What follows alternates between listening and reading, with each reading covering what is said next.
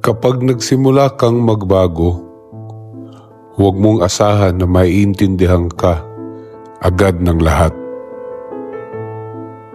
Ang growth ay parang bundok na inaakyat mag-isa.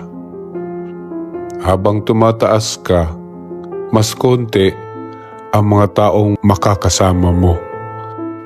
Minsan tahimik, minsan masakit. Pero ang hindi alam ng karamihan, ang katahimikan ng pag-iisa ay parte ng paggising.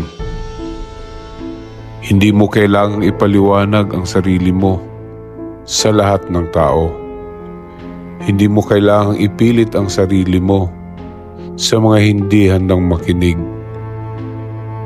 Basta alam mong totoo ka sa sarili mo. Yun ang pinakamahalaga.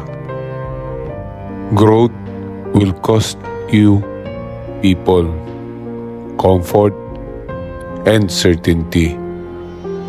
But what you'll gain, peace, clarity, at power.